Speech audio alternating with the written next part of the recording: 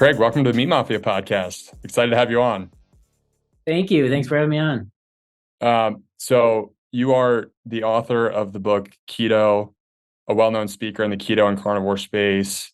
And I know you and your wife have just really done a lot of amazing work around the topics of nutrition. And I think just as a starting point, would love to just learn how you got into this movement. And for our audience's sake, just learn a little bit more about you. Yeah, definitely. This goes back way back from my wife and I. Maria has been eating this way for over 23 years. Wow. And, she started to, go down this path for her own health. She had PCOS, she had acid reflux, she had IBS and extra weight that she was, couldn't get off, even though she's doing everything she was told, right? The healthy whole grains and low fat and, running marathons. And I had all these issues still, right? So she goes off on her own and, she went to college for nutrition, but same food pyramid crap, and that wasn't working. She was doing all that and it wasn't working. She goes to the doctor and they tell her, these are the cards you dealt. Nothing you can do about it. Here's like 3 prescriptions to deal with, depression, with this and that.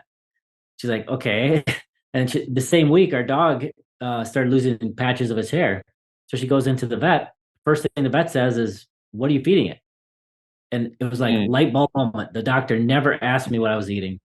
And so she just kind of deep dove on her own and to fix herself. And she did.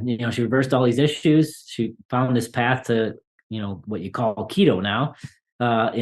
20 years ago, it wasn't really talked about as keto, really. But she started helping other people, writing books. Now we've got, I don't know, 24 books or something that we've written over Wow. the years on keto and carnivore.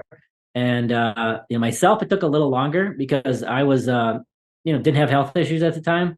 And so I was a German, I brewed my own beer and all this. It was real hard to give up. And I just felt a lot better when I ate what she made. And I just decided I want to feel this way all the time. So that's been like, I don't know, 18 years now for me eating keto. And then health issues did start to happen for me about 8, 9 years ago. And what happened was I got Lyme disease and I didn't know it. And it was misdiagnosed for many, many years. And when I finally figured it out, it had caused all these other problems. And so like 6 years ago, I started eating strict carnivore because I knew it helped with my pain. And I knew other people who used it to help with chronic Lyme disease pain. And so I've been eating carnivore for like 6 years now. Mm. You mentioned something that it seems like it's a pretty pervasive issue when it comes to the medical field, not really providing proper guidance on nutrition when it comes to actually solving these problems from a root cause perspective. And I'm just curious to get your take on that.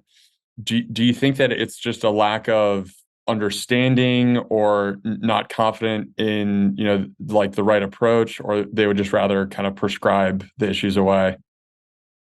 Yeah, I think, there's certain people in this community that will say that they just want to keep you on drugs because, keep you sick because that brings in more money or whatever. I'm not Right. in that camp.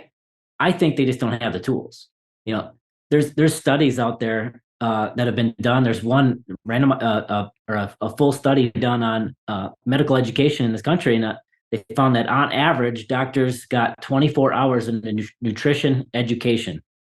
That's all the way through, all the years of residency, everything, 24 hours. I mean, I've probably studied more studies in the last 2 weeks, 24 hours worth of, nutrition study. And the thing is about that too, is I've been, doing this for over 20 years. We've worked with a lot of doctors who have found, nutrition as in this space. And a lot of them say too, one doctor I know, Dr. Wali out in California, they got like a couple hours in California for the school she was at. And she was all excited. She got out her notebook and she's like, all right, I'm gonna learn, and almost all of it was like how much glucose to put in an IV to keep somebody alive when they're in a coma. Right. That's the nutrition education, right? Right. That's it. And so if a doctor wants to learn, they got to do it all on their own. And Mm. so I think what happens is, again, I think 90+% of doctors out there really do want to help. They just don't have the tools they're given are not nutrition. They're not Mm. given tools of nutrition as far as a tool to help these people. It seems like there's this rise in the field of functional medicine, which is a little bit more of a holistic approach to dealing with root cause issues. And I'm curious if you see the same thing and if you see the change happening in the world of medicine and food happening from the ground up where people start to become more informed, or do you think that we can actually change the system here and start to educate practitioners in a way that where they can actually start to give some preventative guidance? One thing I know is healthcare moves at a glacial pace. Right. And, I was in healthcare prior to this. I was an electrical engineer, and I ended up getting to product management. And my last job before moving on to do this full time and write books with my wife and our business was in healthcare informatics and healthcare imaging, like CT, PET scan, imaging software.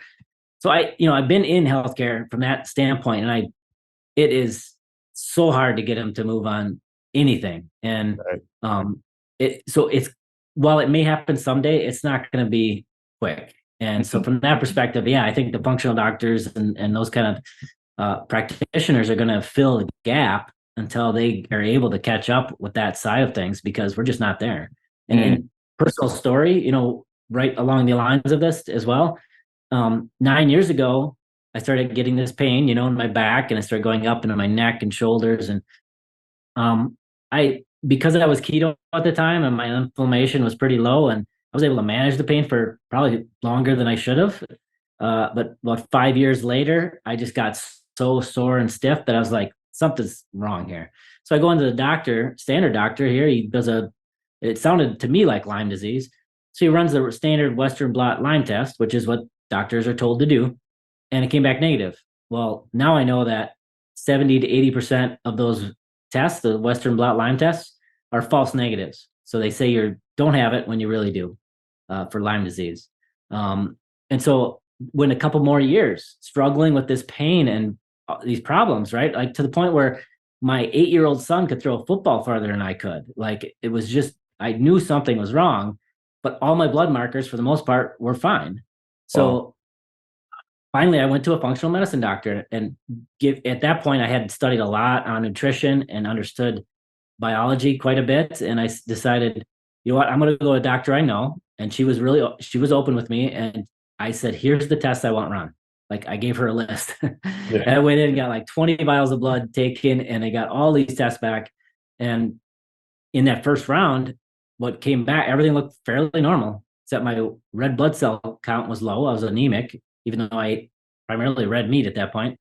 And this is one of the side effects of Lyme and this co-infections like Babesia. They can attack red blood cells. And then the other thing was my CRP, which is an inflammation marker, which normally you want to be, below 1 ideally.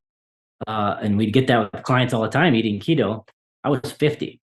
Wow. So I was inflamed, right? So I knew something was wrong. And then I finally got the proper test, which I had to pay out of pocket because it's not covered by insurance. It's not the standard test for Lyme disease. There's IGeneX does a proper test that tests everything, and it said I had Lyme. So, I had to do this on my own. I had to go to a functional doctor and get pay for a proper test all on my own to try to diagnose myself, and so many people out there don't have those tools. They just go by what the doctor says.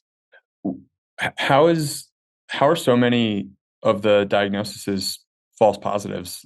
70 to 80% seems remarkably high for something that should, and I know it's a challenging disease to actually diagnose, but it's just tricky. So high.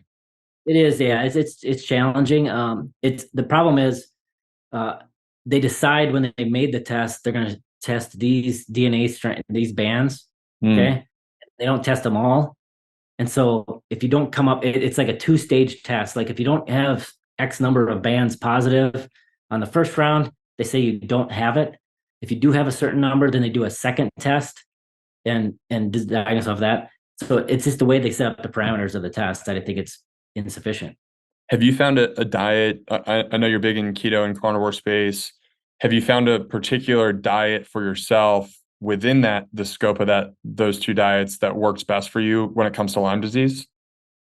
Yeah. So, we worked with tons of clients who had Lyme and they just did keto, and it had big improvements, right? Well, I'd been keto the whole time. And so Right. going to carnivore actually improved and significantly. One of the things with this is I get like migrating joint pain. So I'll wake up in the morning and my right knee will feel like it's sprained, like I sprained my knee. But nothing happened. It's just today that knee's gonna hurt. And it's tough. Get through the day, maybe then tomorrow, maybe it's the other knee or an ankle or a lot of times my hip has problems. And when I eat strict carnivore, overall, that level of pain comes down. Mm. I notice the difference. And my personal theory on this is, when you have something like Lyme disease that's depressing your immune system and causing this inflammation, when you add plants to the mix, what are in plants? Anti-nutrients. These are compounds your body doesn't want, so it has to detox and get rid of, right? So when you're ready, immune system going crazy, you already got this inflammation, and then you add that extra level of compounds your body has to detox and get rid of, it just increases the inflammation in the body. And I think Mm. that's why I see a reduction in pain when I cut out all plants. Mm. What's your stance on plants in general? Do you think there's a place for them in the diet at all, or is it something where you're just like, I'll just completely avoid them altogether? You know, we're a little bit agnostic as far as whether we think for everybody a low carb approach is a good idea. Cutting out processed foods, cutting out sugars, and high starch kind of foods like grains and things. We think everybody can see improvements in health when they do that. As far as how far you go, it really kind of depends. Our Carnivore Cookbook that we wrote about 4 years ago, uh, first thing I put in there was, what is your why? Why do you want to do carnivore? Because that'll change how you approach it and change how you do it, really. And we actually in that book defined a carnivore autoimmune protocol where if you've got autoimmune disorders, bipolar, maybe Alzheimer's, certain diseases, chronic conditions, you might want to go all the way to like beef and salt for a while and then kind of build back up Mm. and build up see what your body tolerates for other proteins or maybe eggs or dairy or these other things, right? And then you could extend that all the way into plants if you want. If you want to include certain plants back in, try including them back in, see how your body reacts. But with these chronic conditions, some people aren't able to get there. Like myself, if I include too much plant back in, I start to get pain coming back up. And I know people that have bipolar that even if they have too much spices and things on the meat, they'll start to see some bipolar symptoms creeping back up. So, Wow. it depends a little bit on what your why is. But for us, we look at carnivore as just keto without plants. It's just, Hmm. it's more of a preference unless you have a condition where it might be required. Do you include fruit in there? We don't. Yeah. For us, I mean, for me, once the gets to the digestive tract and gets into the bloodstream, it's sugar. I don't care if it came from a fruit or cane sugar or whatever. It's just sugar. So in general, we don't. You know, I mean, again, depends on what your definition of fruit, right? I mean, we Right. eat lots of. We eat avocados. We eat olives. We eat tomatoes. These things that the low sugar fruits. We eat quite a bit of those in our house, our kids and my wife and whatnot. But the sugar filled ones, no, we stay away from those.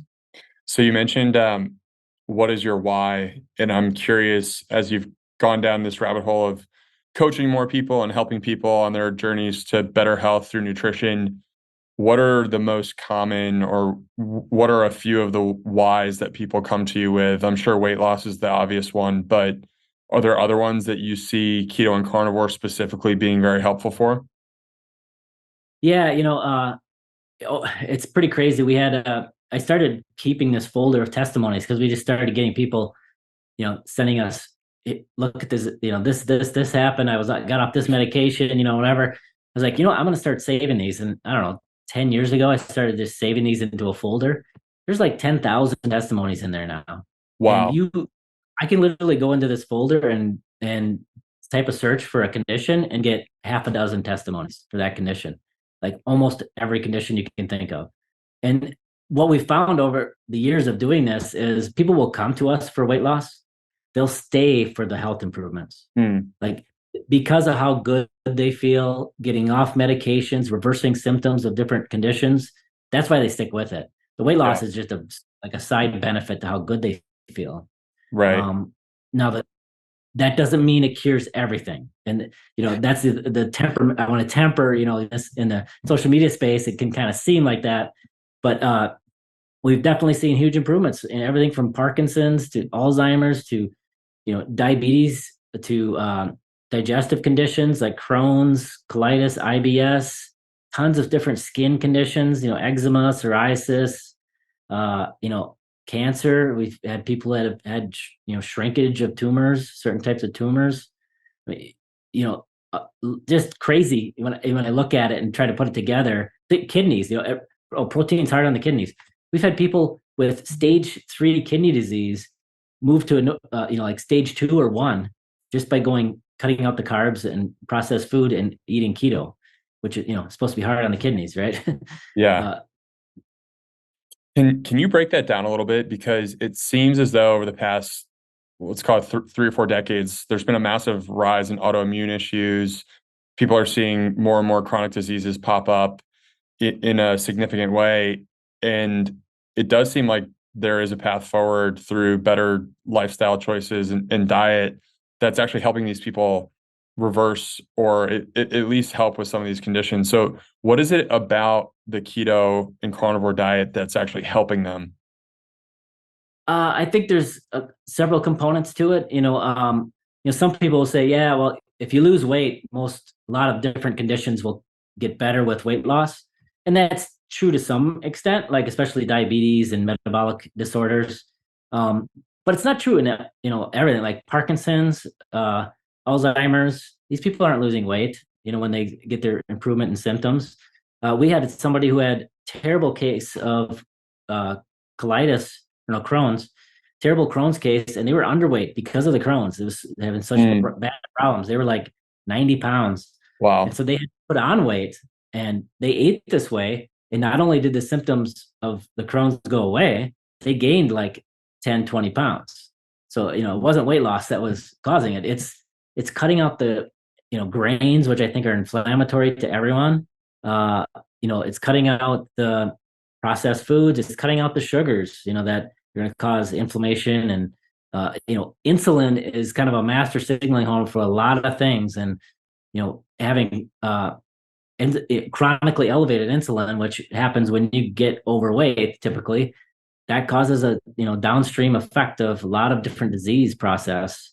And so I think coming back to those root causes and not only diet. I mean, diet's a big root cause, right? That's huge for the body, but so are other things like exercise, getting enough vitamin D, so proper sun exposure, getting, common sense sun exposure, negative inputs like smoking and things. There's lots of inputs that come to the body that, determine the health output, right?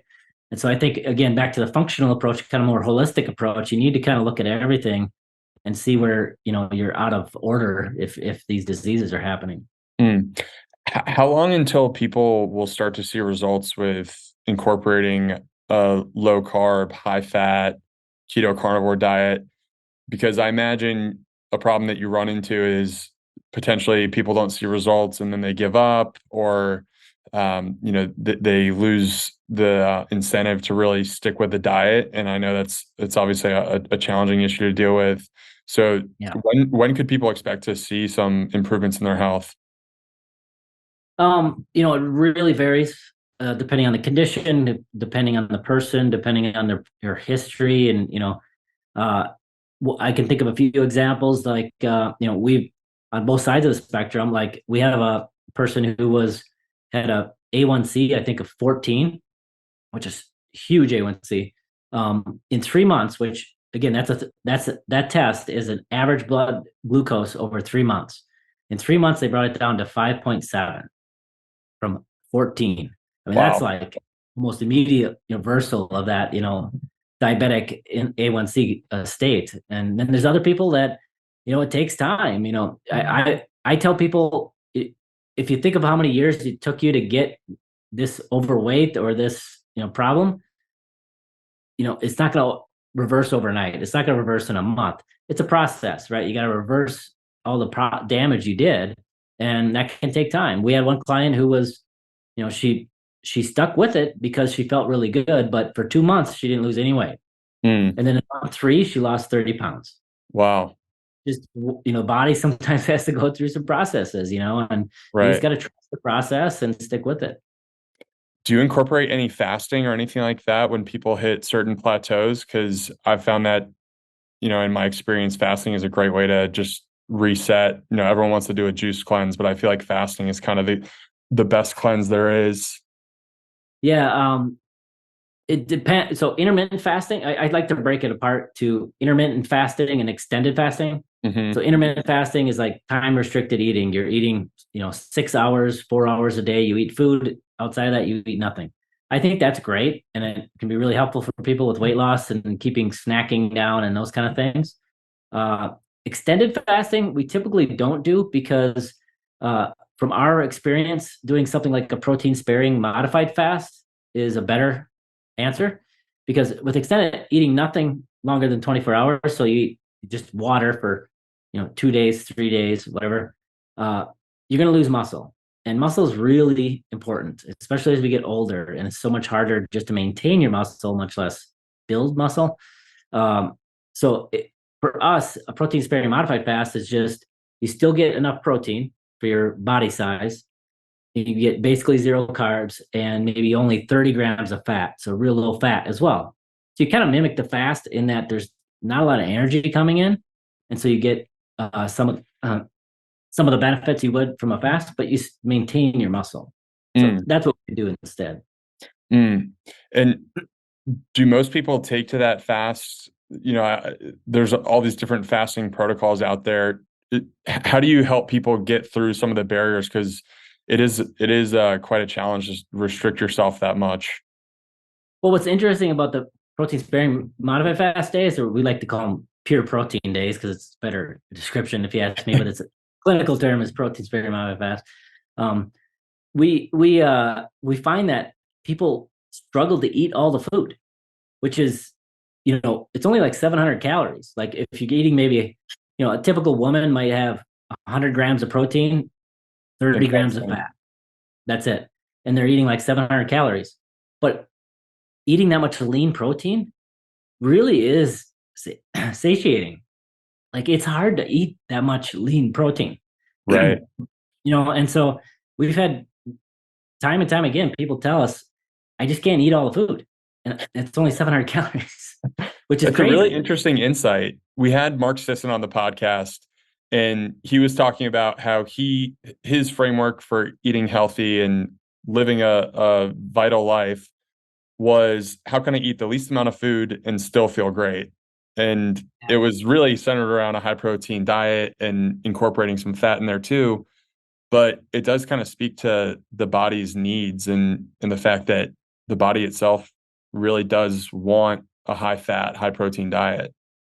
Yeah, well, if you look at the body, what do you always hear from people? You want nutrient dense foods, right? You want things that are the most vitamins and minerals you can get in your food. That's the problem with processed foods, is they process all the nutrients and it's just energy, lots of carbs and fat, and there's no vitamins and minerals. Well, on the other end, very nutrient dense food, that's going to be best. And I agree with, I've said that as well, is the ideal diet is the least amount of calories that you can eat while still getting everything the body needs and staying satiated. There's been studies forever, many studies that have shown that if you're slightly calorically restricted, those people have the longest longevity.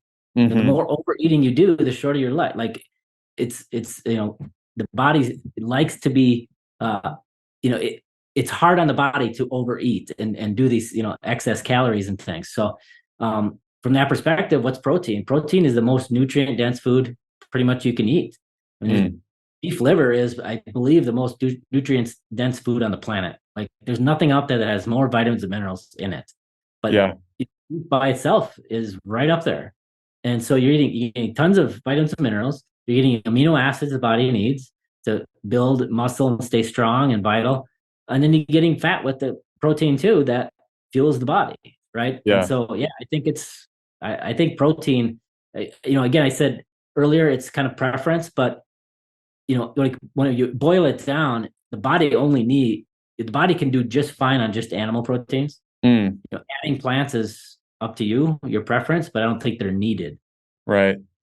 What reservations do you see people having when it comes to eating more animal foods? Because conventional wisdom or modern food science talks a lot about cutting out cholesterol, saturated fats. I think that's really kind of the science that a lot of doctors have been taught to teach. And I'm just curious, what sort of things do you run into with people? Like, what are the sticking points? Yeah, that's in healthcare, you're going to get the kind of red meat's going to cause cancer and saturated fat's going to cause heart disease and these kind of things that it's coming around. Like I said, it's a glacial pace, but even the it was I can't remember which, it was the cardiac association for cardiologists or whatever. They actually put out a thing saying we need to rethink saturated fat. It doesn't have any connection to heart disease. And so they're coming around. It's you just gotta, when people come to you, you just gotta share the information and the knowledge and show them the studies, and let them make their own decision that yeah, this looks like it's not a problem. But at the same time, you know, I'm confident in that this is it, for me. I go back to the early ancestors and what they ate and what made us human in the first place.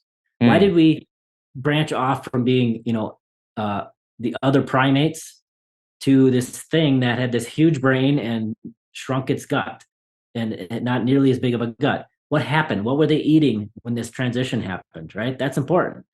right. Well, 50,000, 100,000 years ago, the Neanderthals and the early humans, uh, there's been tons of studies now. I mean, literally dozens that they look at the cartilage in the bones of the fossils and they do nitrogen analysis. And by that, they can determine what protein sources they were eating and how much. Hmm, And they've done this time and time again on the early human bones, as well as, other animals of that time. And they charted out, and the early humans were apex carnivores.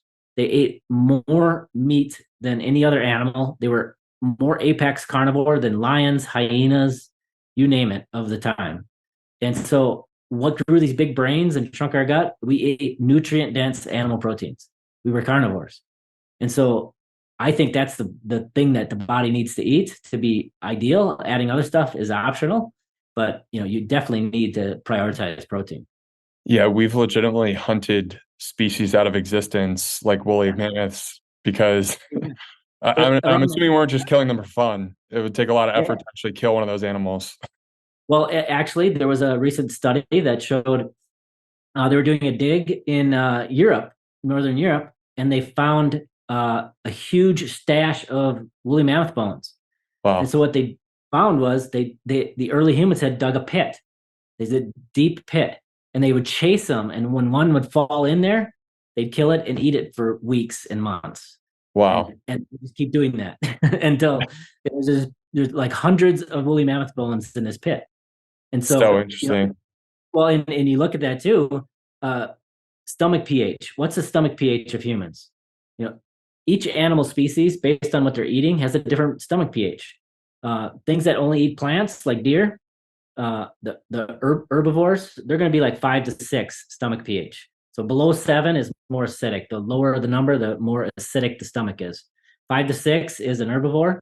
Omnivores that eat both in nature, it's like 4 to 5, around 4 typically.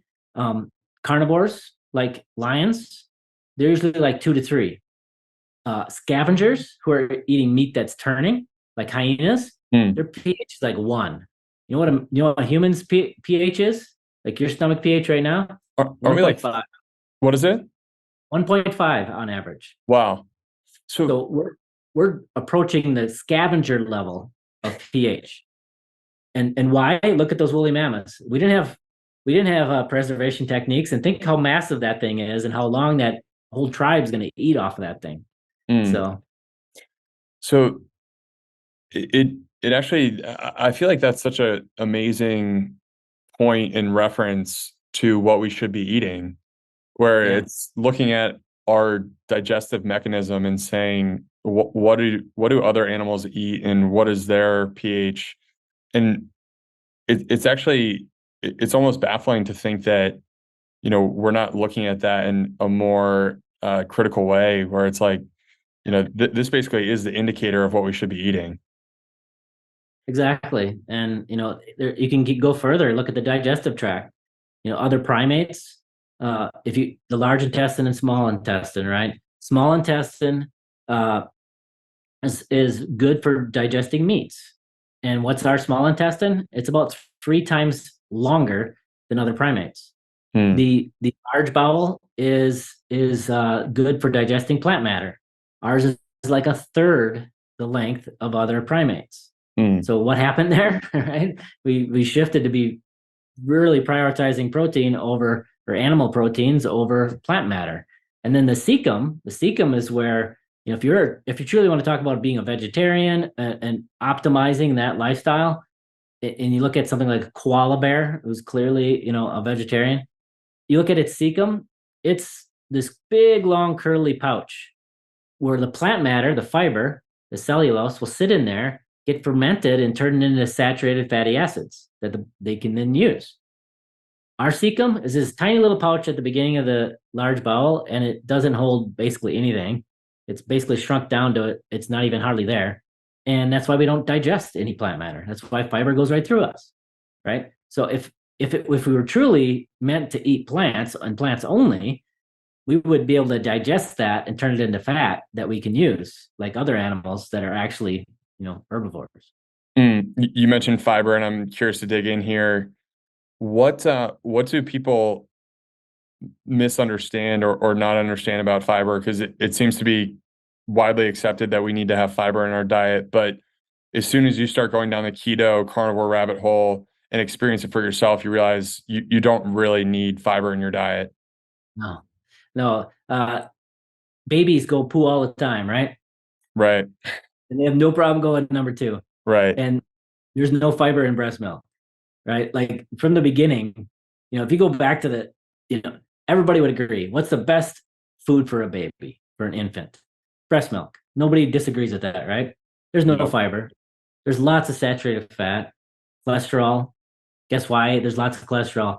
The brain is a huge source of cholesterol. It's the biggest source of cholesterol in the entire body, and babies are growing these big brains, right? So I mean, from the start, where do we go where that's the perfect food for a baby to now it's bad for you, Hmm. right? Like, when does that switch happen, right? Yeah. Doesn't make any sense. But yeah, it's um, you know, if you look at biology and the way the body works, and then look back into history and what our ancestors ate, and I'm talking 50,000 year ago ancestors, not 100 years ago. It really paints a picture that we need to eat a lot of meat. Hmm. Do you think there's a place for milk and dairy in the diet? Dairy is one of those things. Earlier you said maybe things weren't working for them, what to do. Uh, Cutting dairy is one of the best things you can do to get better weight loss. We see it time and time again. Dairy is just one of those things. Dairy and nuts. So if you're keto and you're also doing like nut flours and nuts, dairy and nuts, if you cut those out, you'll see better weight loss almost every time. And it's they don't trigger the same satiety as other foods, and they're really energy dense. You can just grab a handful of nuts and then grab another handful, and it's actually twice as many calories because they're so energy dense, and how many nuts Hmm. are really in your hand, and it's just easy to keep eating them and eat past what would be a normal satiety point if you're eating like steak or something. And so yeah, that it if you're not trying to lose weight and you're tolerant to it and you don't have a sensitivity to dairy, then it can be fine. You can I have dairy on occasion, and I don't have any problems with it. But if weight loss is the goal, we definitely cut dairy out. Hmm. And so one of the things that people critique the carnivore diet for often is just the restrictiveness on lifestyle and just being able to socialize and do other things How do you help coach people through that and start to think a little bit more thoughtfully, whether it's meal prep or just any other tricks you might have in terms of incorporating the actual diet into your lifestyle? Yeah, so in general, like just meal prep and whatnot, I think for yourself, day to day is huge. Especially like we tell people, take Sunday and take a couple hours just to make a big batch of chili, or my wife makes this protein noodle lasagna, which is basically lasagna. Instead of noodles, she puts, she shaved like deli chicken breast or something in place of the noodles. People usually like it better than a traditional, but we'll make like 3 pans of it and cut it up into serving sizes. And then during the week, you warm it up, and lasagna is almost better left over anyway. So Mm, you warm it up and you got a quick meal, and that really helps through the week when life gets busy and you're running kids around, and pop something in, warm it up, and you got a meal. But in social aspects, that can be really tough. But what we tell people to do, if you're going to somebody's party or house, bring a dish to pass of something that you can have, right? mm, We usually bring like deviled eggs or something. So then, if you get the point you want a bite to eat or snack, you have an option there that you brought, that you can have. That can help in those situations. And eating out, my wife and I just got back from a couple weeks in Italy, and we didn't vary at all from our diet. mm. There's always options. You got to plan ahead a little bit. Look at menus and see what options you can do or modify a little bit to skip the sauce, or no thanks on the potatoes kind of Right. thing. Uh, and you can do it. I mean, just this trip to Italy, my wife, I ordered the octopus because I like octopus, and I Mm, wanted to try there. Well, they had done it a way that I hadn't had before, because I have it in Hawaii. They have taco as it's a poke with octopus, but mm. that's like it's pretty chewy and rubbery. But I kind of like it. This was, they cooked it and then they deep fried it, and so it kind of was crispy on the outside. Oh my, she just ordered some at the store because it's not her new favorite dish, right? Really? But there's always options like that. Fish, seafood, steak, there's always something. So you mentioned you traveled to Italy and you said that you live in Wisconsin, travel to Hawaii, and I know travel can be a huge challenge for a lot of people when it comes to just staying healthy because they're changing location, their sleep patterns are off, they're in a new location. Any tricks or lifestyle hacks that people can use to incorporate when they're traveling? Well, sleep is huge, especially when it comes to like weight loss and healing in general. And so many people, clients will ask them, "You sleep good?" "Oh yeah, I sleep great." And then we'll say, "How many hours do you sleep?" "Oh, like 5 or 6." It's like, okay, you need more than that, right? Like Yeah. you might be sleeping deep for those 5 or 6 hours, but it's because you're only getting 5 or 6 hours. You need to sleep, like 8 hours. And what happens is that drives hunger huge. There's a randomized controlled trial that showed that just restricting 1.2 hours less sleep for the one group versus the other, uh, but on average, they consume 270 extra calories per week. I Wow. mean, it drives hunger, and you may not notice it on the surface, but and so when you're traveling, yeah, sleep is going to get disrupted, but you need to try the best to adjust. What we usually do is we do everything we can to force ourselves to stay awake until the sleep time at the new location. Mm, So, whatever time you're going to bed, 10 o'clock, say, you push yourself until 10 o'clock to go to sleep when you get to the new place, even it's been, 20 hours or 24 hours since you left. That gets you, at least now you're sleeping on the right schedule. And that can help, adjust once you get there. What's your interpretation of that sleep study? Like, is it Hunger. lack of willpower with No, it's hunger. sleep? It drives hunger. Hmm. If you don't get adequate sleep, and I see this myself, I came back uh, from Italy, and at first night it was all messed up, and I got like 5 hours of sleep, and I could eat everything in sight the next day. Like my hunger goes through the roof, and we see this all the time with people, and some other people maybe don't notice it as much, but you still end up, again. This is a randomized controlled trial. This is well controlled, and the best studies there are randomized controlled trials, and 270 calories a week. Daily, average it out. It's only 30 calories a day, but added up over the course of a year, you're putting on pounds. And Hmm. so, sleep is huge. Sleep is very important. What other levers are you pulling on specifically when it comes to health? Because diet is really only one component. It's obviously a massive one, but is there anything else that you're doing just to feel great? Sleep is huge. Are you talking in general for clients, for Yeah, just example? yeah, generally speaking. Yeah, sleep is huge. That's, if people aren't losing weight, first thing is we tell them cut dairy nuts. And if that's not working, we'll ask them how they're sleeping. Are you getting a good sleep and or stressed out and not sleeping? That is a huge factor. And then we'll start talking about other things like, for overall health. I mean, any kind of movement you can get, walking, activity, strength training is one we push people to do. Everyone like it, I look at it as, even if you don't want to get too big or whatever. Well, women never have to really worry about that. They don't have the hormones to get real bulky unless they're like crazy in the gym and whatnot. But you know, muscle today is like a down payment on future vitality, Mm, right? You're gonna, as you get older, there's gonna be sarcopenia. I don't care what you do, you're gonna lose some muscle. You can do some things to limit it and whatnot. But if you start out today with not a lot of muscle mass and now you get to 60, 70 years old and start losing that, you're going to be frail. You're going to have, mobility issues and that kind of stuff. So strength training is huge, I think, for everyone.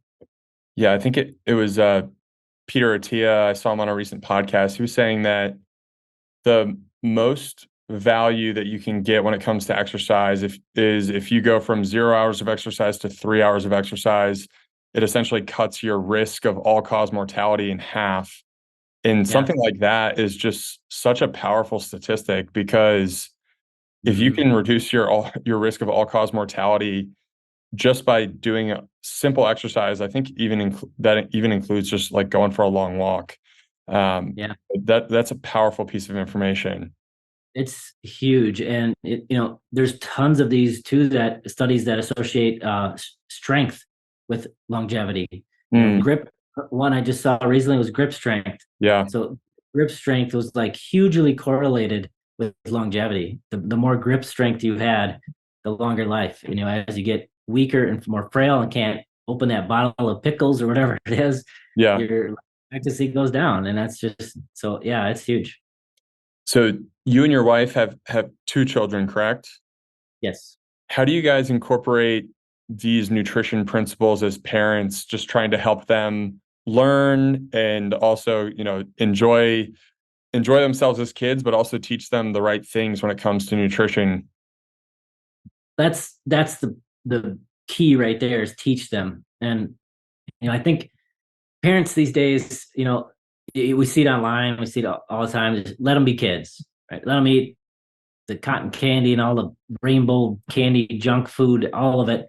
Let them be kids. And I say to those people, they don't magically turn 18 and say, "Oh, now I know how to eat good. Now I know what I should probably eat instead." Like Right. you gotta educate them and give them the tools to know what is healthy, what is good for their body. Doesn't mean they can't ever have the other things, but they should know what's going on and what their food is, and what food they should be eating and what's healthiest for them.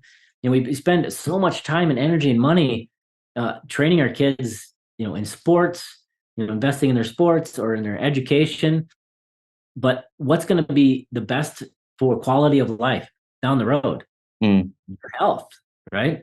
And yet we don't give them any education or tools around health. And so we've made it a big point to educate our sons on what they're eating and why they're eating it and what's in their food and what amino acids are and why they're important, and vitamins and minerals and all those kind of things. When we brought them home from Ethiopia, when we adopted them when they were 1 and 2 years old, uh, they were not even registering on the growth charts, like 1%, because Wow. nutrition was not good there at the orphanage. We just started feeding them what we ate. Kai ate bone marrow. We ground up beef real fine, like hamburger was crumbled up. Salmon, he would break the salmon out into little bits that would be easy for him to eat. Egg yolks. Um, he would eat bone broth as a supplement, for that. Mm. And same thing with our other son. We just fed them what we ate. And in a year, they were at 50% on the growth charts.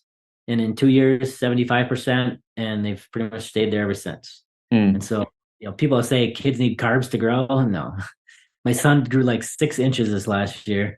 Wow. He's older than me now. So, and he's 13. Are there are there any behavioral changes you'll notice in your kids when they're not eating the foods that you're eating? Yeah. So, they don't not eat our foods very often. There's only Right. certain occasions, and usually, like the one example I can think of was on an airplane. Uh, he asked for a soda, and I went to the bathroom, and he came back, and she put it in a cup, not with the can, and it Mm. was a sugar soda, sugar filled one, not a diet, and drank. This was when he was like 6. Drank it and ended up throwing up on the plane. Wow. His body just couldn't handle that just massive dose of sugar coming in, and that's when you haven't had it, it's kind of a more natural reaction to it when you have something refined like that. Right. So So we at the beginning of the podcast, you mentioned that you and your wife, Maria, had written or have written 24 books. Is there one that stands out to you as the one that you guys are most proud of and that you kind of direct people to as a starting point? our book Keto, the complete guide, that one I think still stands up as that was written, I don't know, 6 years ago, Wow. but it still stands up as, like, people call it their keto Bible, because we put so much into that book, but also the science and biology of how the body work is just still spot on, Mm. with what learned. I mean, we're always learning, we're always evolving and changing our recommendations. Like, for example, almond flour. We used to do more almond flour goods, baked goods, those kind of things. Um, but now, with the last 4 or 5 years of our understanding of oxalates and some of the issues there, we have done less of almond flour. We, maybe an occasion, like a birthday cake, and that's about it, kind of thing. Not having pancakes and daily kind of stuff. Uh, but that book still has great science. There's all sections on different modifications for disease. So if you've got, Alzheimer's, you've got, these different conditions, here's things you can do. It's really a complete guide. I'm still proud of that book. That's powerful. Are there any other moments through your journey through nutrition that you've changed your mind that stand out to you? Um, I'm like personally, like things I've changed or done or that kind of thing. Yeah. Um, Yeah. I mean, you mentioned like the almond flour. Is there anything else yeah, that similar to that where you're like, I don't think I would recommend that anymore?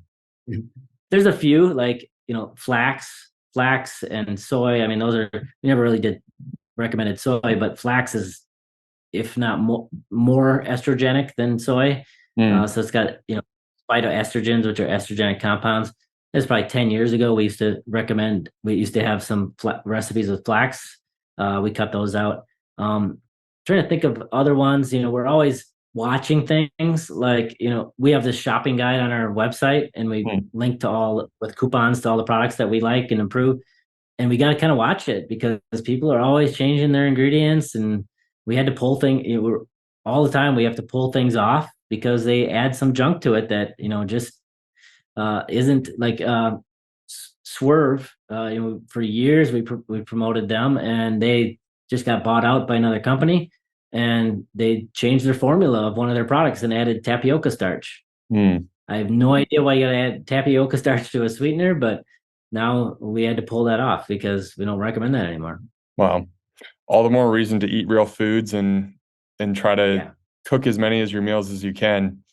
Um, Craig, this has Yeah, been a Whole great Foods is the way to conversation. go. Yeah, Oh, right. thanks. Like you can't beat just the real whole foods. One Uh, ingredient.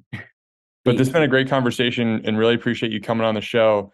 Where can people find your information? Is there a site or a social media platform that you'd like them to be directed to? Yeah, actually, ketomaria.com. I made a landing page there for everything. You can get to our blog, you can get to our keto-adapted.com website right there on the link where we sell our ebooks and everything. And then at the bottom is the links to all of our social media accounts. So if you just go to ketomaria.com, you can get to everything. Awesome. Sounds great. Well, thank you so much for coming on, and we look forward to staying in touch. Thanks a lot. Awesome. Thanks, Craig.